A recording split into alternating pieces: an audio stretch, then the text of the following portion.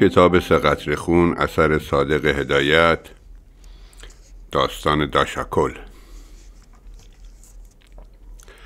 همه اهل شیراز می دانستند که داشاکل و کاکا رستم سایه یکدیگر رو با تیر می زدند. یه روز داشاکل روی سکوی قهوه خونه 2 میل چندک زده بود، همونجا که پاتوق قدیمیش بود. قفس کرکی که رویش شله سرخ کشیده بود پهلویش گذاشته بود و با سرانگشتش یخ را دور کاسه آبی می‌گردانید. ناگاه کاکا رستم از در آمد، نگاه تحقیرآمیزی به او انداخت و همینطور که دستش فرشالش بود رفت روی سکوی مقابل نشست. بعد رو کرد به شاگرد قهوه‌چی و گفت بچه یه چایی بیار ببینم. داشاکل نگاه پرمعنی به شاگرد قهوه‌چی انداخت، به طوری که او ماستا را کیسه کرد و فرمان کاکا رستم را نشنیده گرفت. استکانها را از جام برنجی در می آورد و در سطل آب فرو می برد. بعد یکی یکی خیلی آهسته آنها را خشک می کرد. از مالش حوله دور شیشه استکان صدای قژقژ بلند می شد. کاکا رستم از این بی‌اعتنایی خشمگین شد. دوباره داد زد مگه کری به تو هستم.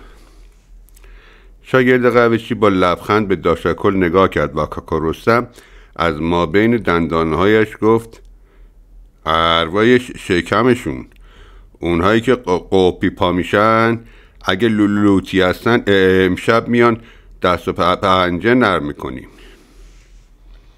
داشاکل همینطور که یخ را دور کاسه میگرداند و زیر چشمی وضعیت را میپایید خنده گستاخی کرد که یک رج دندانهای سفید محکم از زیر سیبیل هنابسته او برق زد و گفت بی غیرت ها را عجز میخونن. اون وقت معلوم میشه رستم سولت و افندی پیزی کیست. همه زدن زیر خنده، نه اینکه با گرفتن زبان کاکا رستم خندیدن، چون میدانستند که او زبانش میگیرد. ولی داشاکل در شهر مثل گاو پیشونی سفید سرشناس بود و هیچ لوتی پیدا نمیشد که ضرب شستش رو نچشیده باشه. هر شب وقتی که توی خانه ملا اسحاق یهودی یه بوت عرق 2 آتیشه را سر میکشید و دم محله سردوزک میستاد، کاکا رستم که سهل بود، اگه جدش هم میومد لنگ مینداخت. خود کاکا میدونست که مرد میدان و حریف داشاکل نیست، چون 2 بار از دست او زخم خورده بود و 3-4 بارم روی سینه‌اش نشسته بود. بخت برگشته چند شب پیش کاکا رستم میدون را خالی دیده بود و گرد و خاک میکرد. داشاکل مثل عجل معلق سر رسید و یه مش متلک بارش کرده به او گفته بود کاکا مردت خونه نیست، معلوم میشه که یه بس فود بیشتر کشیدی، خوب شنگلت کرده. میدونی چیه؟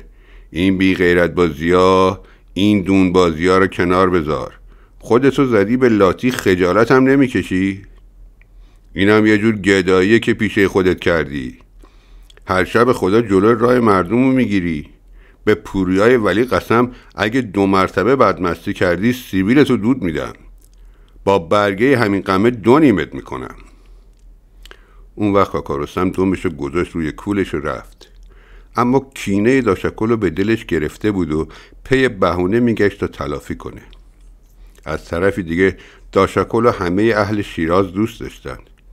چه او در همان حال که محله سردوزک را غرق میکرد کاری به کار زنها و بچه ها نداشت، بلکه برعکس با مردم به مهربونی رفتار میکرد و اگه عجل برگشته‌ای با زنی شوخی میکرد یا به کسی زور میگفت دیگه جون سلامت از دست داشاکل به در نمیبرد. اغلب دیده میشد که داشاکل از مردم دستگیری میکرد، بخشش مینمود و اگر دنگش میگرفت بار مردم رو به خونهشون میرسوند. ولی بالای دست خودش چشم نداشت کسی دیگری رو ببینه، اونم کاکا رستم که روزی 3 مسقال تریاک میکشید و 1000 جور بامبول میزد. کاکا رستم از این تحقیری که در قهوه خونه نسبت به اون شد مثل برج زهرمار نشسته بود. سیبیلشو میجوید و اگه کاردش میزدند خونش در نمیومد.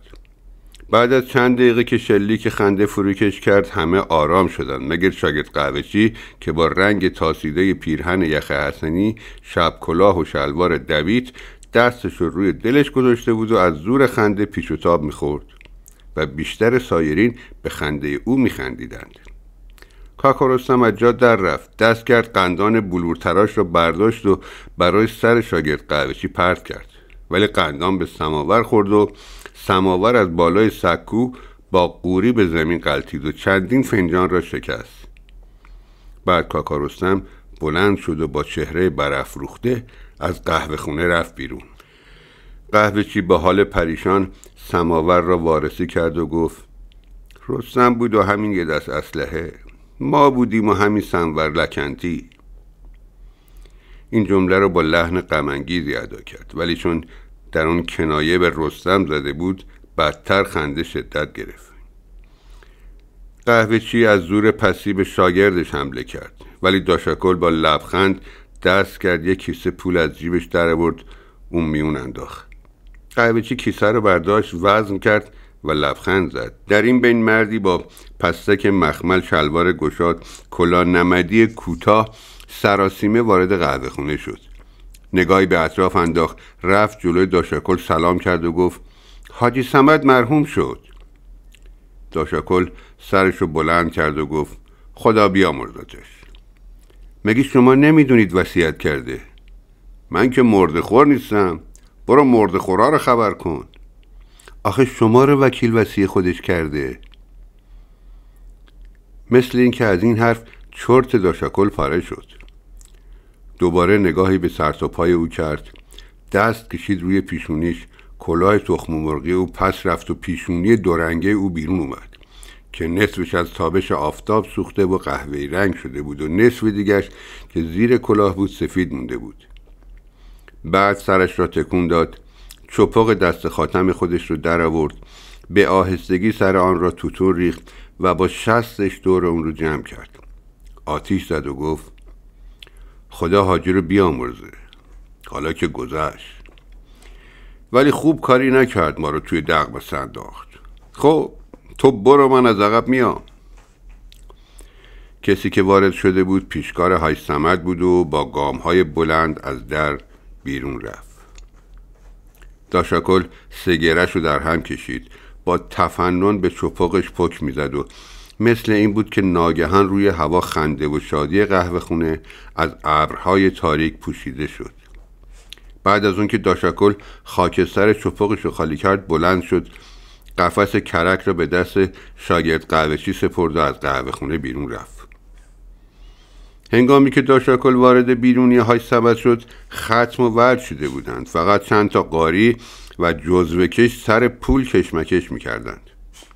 بعد از اینکه چند دقیقه دم حوض معطل شد او را وارد اتاق بزرگی کردند که ارسیای آن رو به بیرون باز می‌شد. خانم اومد پشت پرده و پس از سلام و تعارف معمولی داشاکل روی تشک نشست و گفت: خانم سر شما سلامت باشه، خدا بچه هاتون رو به شما ببخشه. خانم با صدای گرفته گفت: همون شبی که حال حاجی به هم خورد رفتند امام جمعه رو سر بالینش آوردند و حاجی در حضور همه آقایون شما رو وکیل وصی خودش معرفی کرد. لابد شما حاجی رو از پیش میشناختید. ما 5 سال پیش تو سفر کازرون با هم آشنا شدیم. حاجی خدا بیامرز همیشه میگفت اگه یه نفر مرد هست فلانی هست، شما رو میگفت. خانم من آزادی خودم رو از همه چیز بیشتر دوست دارم، اما حالا که زیر دین مرده رفتم به همین تیغه آفتاب قسم اگه نمردم به همه این کلم به سرها نشون میدم.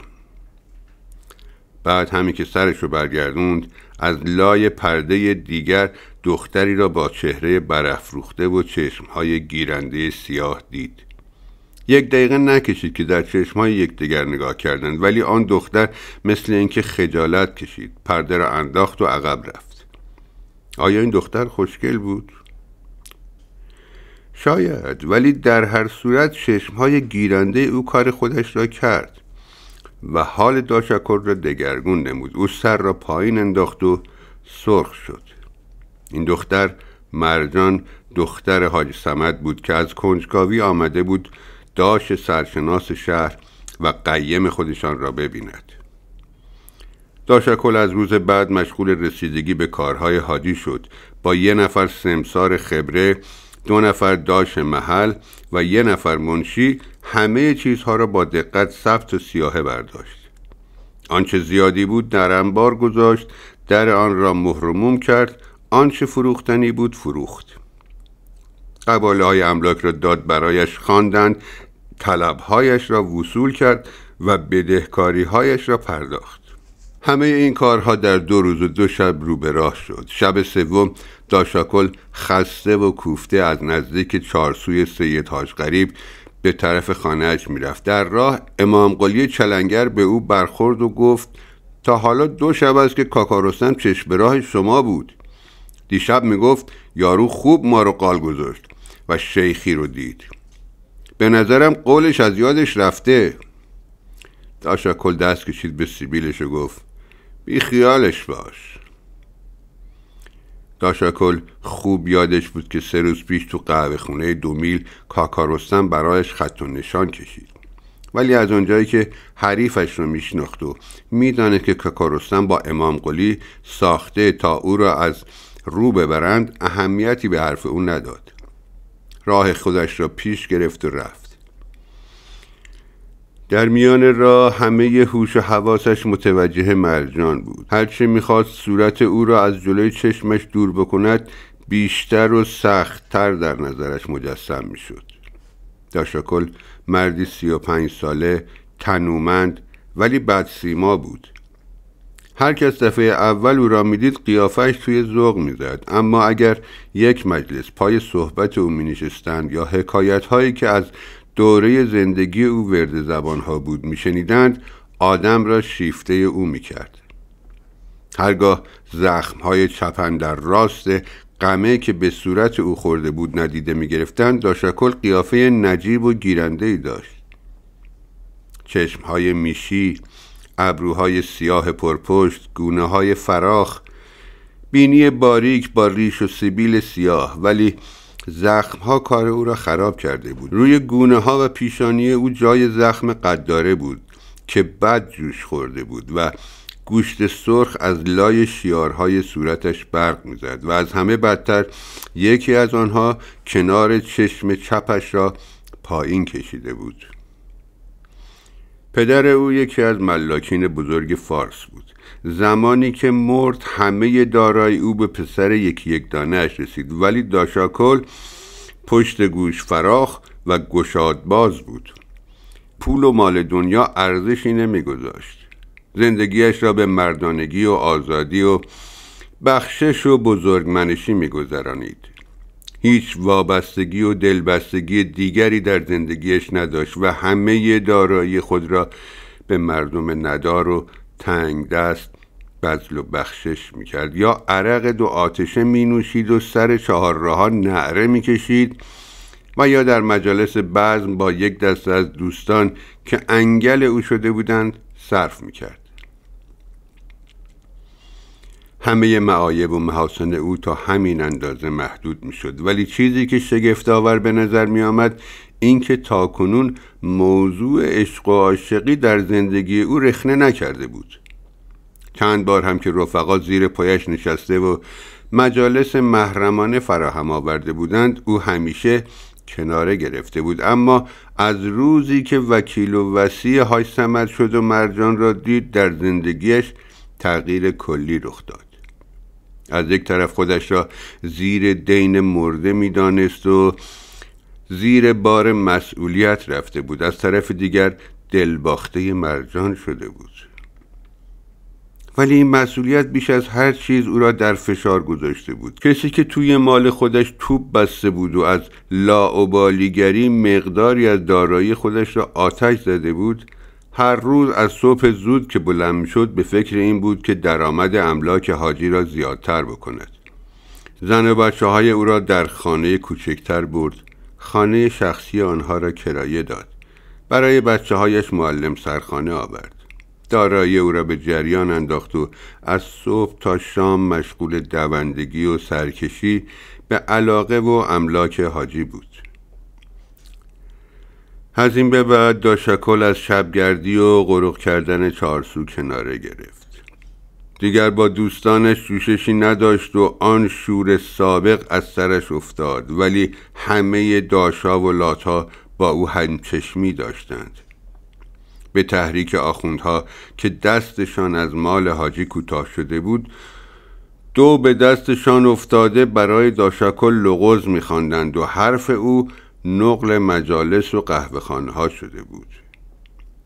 در قهوه‌خانه پاچنار اغلب توی کوک داشکل می‌رفتند و گفته می‌شد داشکل رو میگویی؟ دهنش میچاد، سگ کی باشه؟ یارو خوب دک شد. در خانه حاج موسی موسموس میکنه، گویا چیزی میماسه. دیگه دم محله سردوزک که میرسد دمش را توی پاش میگیرد و رد میشود. کاکا رستم با عقده‌ای که در دل داشت با لکنت زبان میگفت سر پیری و معرکه گیری یارو عاشق دختر حاج صمد شده، گزلیکشو غلاف کرد، خاک تو چشم مردم پاشید، کتره‌ای چو انداخت تا وکیل حاجی شد و همه املاکشو بالا کشید. خدا بخت بده. دیگه حنای داشکل پیش کسی رنگ نداشت و براش تره هم خورد نمی کردند. هر جا که وارد می شد در گوشی با هم پچ پچ می کردند، اونو دست می انداختند.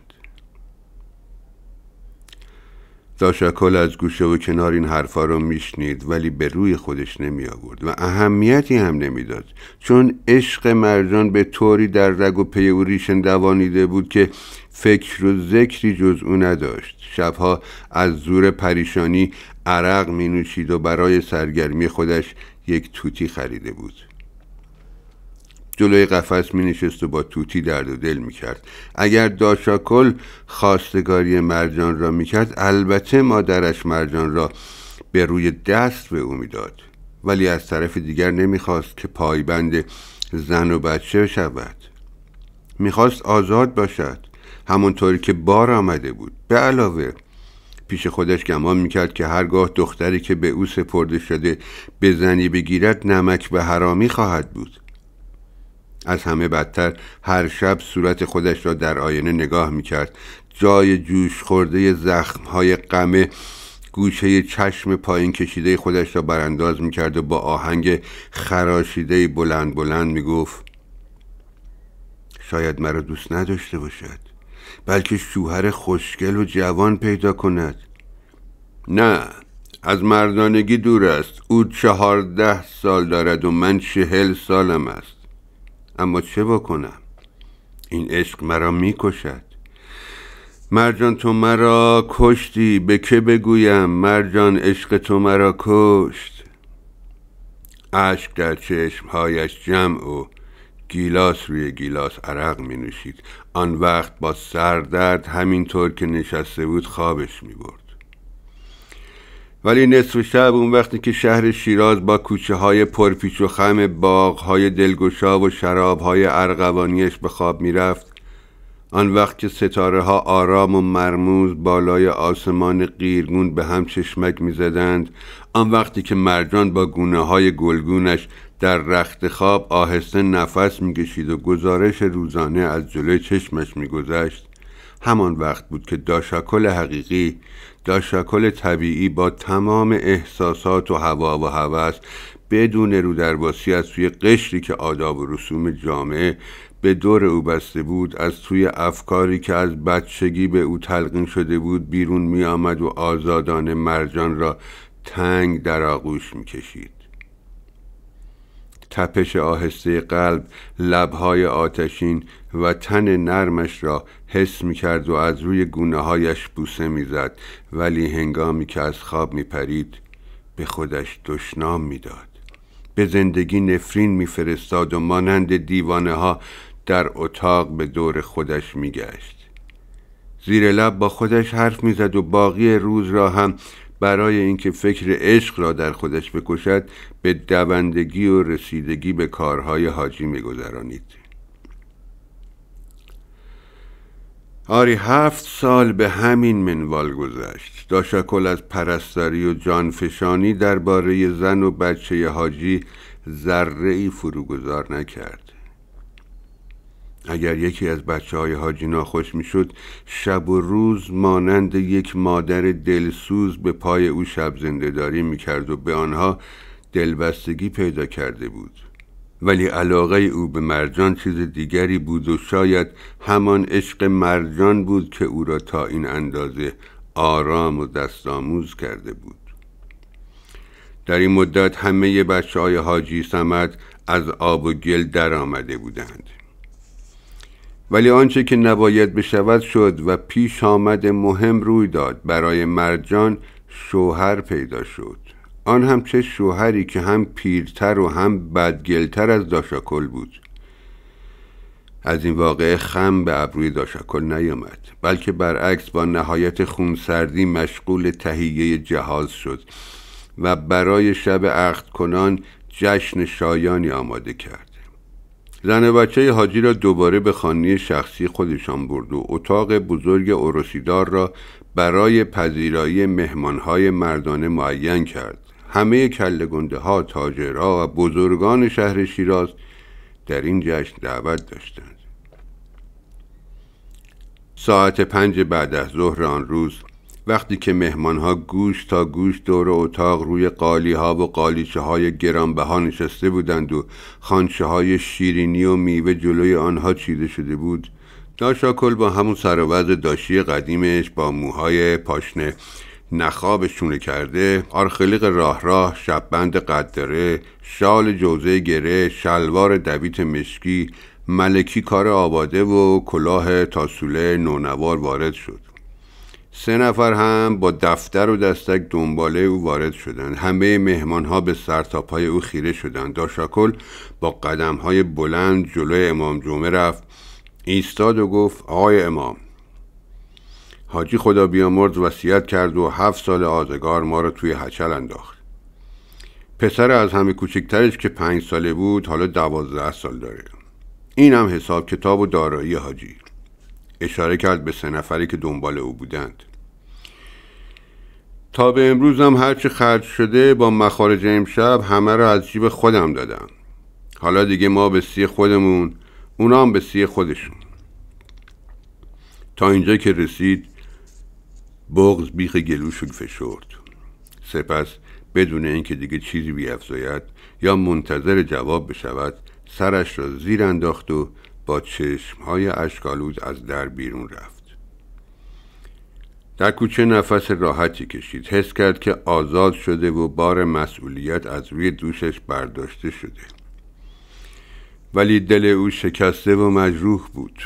گام‌های بلند و لاابالی برمی داشت. همینطور که می گذشت خانه ملا اسحاق عرقکش جهود را شناخت. بیدرنگ از پله‌های نم کشیده آجری آن داخل حیاط کهنه و دودزده شد که دور تا دورش اتاق‌های کوچیک کثیف با پنجره‌های سوراخ مثل لونه زنبور داشت و روی آب حوض خزه بسته بود. بوی ترشیده، بوی پرک و سردابه‌های کهنه در هوا پراکنده بود. ملا اسحاق لاغر با شبکلاه چرک و ریش بزی و چشمهای طماع جلو آمد. خنده ساختگی کرد. داشکل با حالت پکر گفت: جون جفت سبیلات یه بط خوبشو بده گلومونو تازه کنیم. ملا اسحاق سرشو تکون داد، از پلکان زیرزمین پایین رفت و پس از چند دقیقه با یه بطری بالا اومد. داشکل بطری رو از دست او گرفت، گردن او را به جرز دیوار زد، سرش برید. اون وقت تا نصف اونو سر کشید. اشک در چشمهایش جمع شد. جلوی سرفه اش را گرفت و با پشت دست دهن خود را پاک کرد. پسر ملا اسحاق که بچه زردنبوی کثیفی بود، با شکم بالا آمده و دهان باز و مفی که روی لبش آویزون بود به داشکل نگاه میکرد. داشکل انگشتش را زد زیر در نمکدونی که در تاقچه حیاط بود و دهنش گذاشت. ملا اسحاق جلو اومد، روی دوش داشکل زد و سرزبانی گفت: مزه لوتی خاک است. بعد دست کرد زیر پارچه لباس او و گفت: این چیه که پوشیدی؟ این آرخلیق حالا ور افتاده. هر وقت نخواستی من خوب میخرمش. داشاکل لبخند افسرده‌ای زد، از جیبش پولی درآورد، کف دست او گذاشت و از در خانه بیرون رفت. تنگ غروب بود، تنش گرم و فکرش پریشان بود. سرش درد میکرد. کوچه ها هنوز در اثر باران بعد از ظهر نمناک و بوی کاهگل و بهار نارنج در هوا پیچیده بود. صورت مرجان، گونه های سرخ، چشم های سیاه و مژه های بلند با چتر زلف که روی پیشانی او ریخته بود محو و مرموز جلوی چشم داشاکل مجسم شده بود. زندگی گذشته خود را به یاد آورد. یادگارهای پیشین از جلوی او یک به یک رد می شدند. گردشایی که با دوستانش سر قبر سعدی و باباکویی کرده بود به یاد آورد. گاهی لبخند می زد، زمانی اخم می کرد. ولی چیزی که برایش مسلم بود این که از خانه خودش می ترسید. آن وضعیت برایش تحمل ناپذیر بود. مثل این بود که دلش کنده شده بود، می خواست برود، دور بشود. فکر کرد بازم امشب عرق بخورد و با توتی درد دل بکند. سر تا سر زندگی برایش کوچک و پوچ و بی‌معنی شده بود. در این ضمن شعری به یادش افتاد. از روی بی‌حوصلگی زمزمه کرد: به شب نشینی زندانیان برم حسرت، که نقل مجلسشان دانه های زنجیر است. آهنگ دیگری به یاد آورد، کمی بلندتر خواند: دلم دیوانه شد ای عاقلان، آرید زنجیری، که نبود چاره دیوانه جز زنجیر تدبیری. این شعر را با لحن ناامیدی و غم و غصه خوند، اما مثل اینکه حوصله‌اش سر رفت یا فکرش جای دیگری بود. خاموش شد. هوا تاریک شده بود که داشاکل دم محله سردوزک رسید. اینجا همان میدونگاهی بود که پیشتر وقتی دل و دماغ داشت آنجا را قرق میکرد و هیچ کس جرأت نمیکرد جلو بیاید. بدون اراده رفت روی سکوی سنگی جلو در خانه نشست. چپاقش را درآورد، چاق کرد، آهسته میکشید. به نظرش آمد که اینجا نسبت به پیش خرابتر شده. مردم به چشم او عوض شده بودند، همونطوری که خود او شکسته و عوض شده بود. چشمش سیاهی میرفت، سرش درد میکرد. ناگهان سایه تاریک نمایان شد که از دور به سوی او میآمد و همین که نزدیک شد گفت: لوتی لوتی را شب تار میشناسه. داشاکل کاکا رستم رو شناخت. بلند شد، دستشو به کمرش زد، توفی به زمین انداخت و گفت: ارواح بابای بی غیرتت، تو گمون کردی خیلی لوتی هستی، اما تو بمیری روی زمین صفر نششیدی.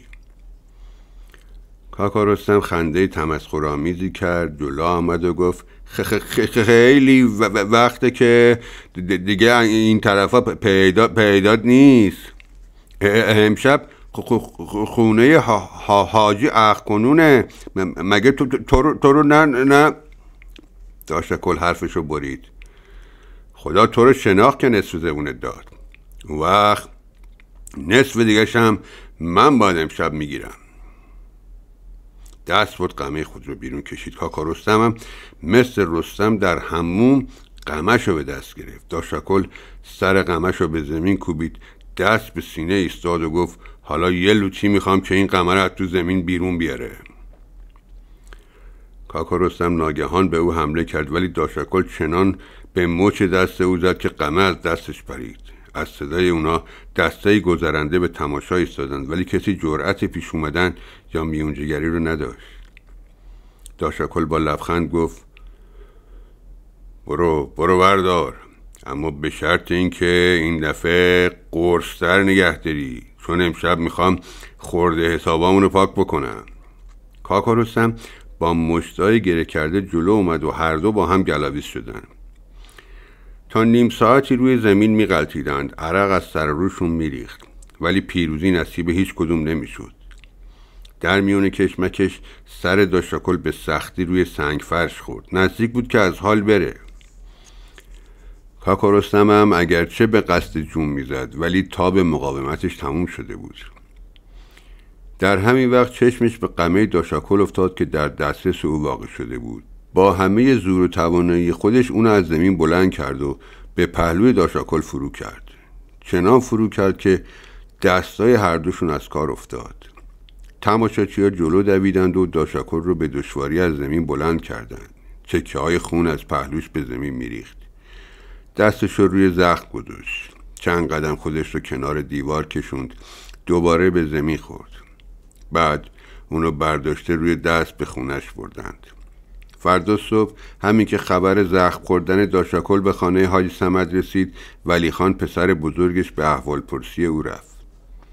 سر بالین داشاکل که رسید دید با رنگ پریده در رخت خواب افتاده، کف خونینی از دهانش بیرون اومده و چشماش تار شده. به دشواری نفس میکشید. داشاکل مثل اینکه در حالت اغما او را شناخت. با صدای نیم گرفته لرزانی گفت: تو دنیا همین توتی داشتم. جان شما جان توتی. اونو بسپارید به... دوباره خاموش شد. ولی خان دستمال ابریشمی رو در آورد، اشک چشمش رو پاک کرد. داشاکل از حال رفت و 1 ساعت بعد مرد. همه اهل شیراز برایش گریه کردند. ولی خان قفس توتی را برداشت و به خانه برد. عصر همان روز بود. مرجان قفس توتی را جلوش گذاشته بود و به رنگامیزی پر و بال، نوک برگشته و چشمهای گرد بی حالت توتی خیره شده بود. ناگهان توتی با لحن داشی، با لحن خراشیده گفت: مرجان، مرجان، تو مرا کشتی. به که بگویم؟ مرجان، عشق تو مرا کشت. اشک از چشمهای مرجان سرازیر شد. پایان. خسته نباشید.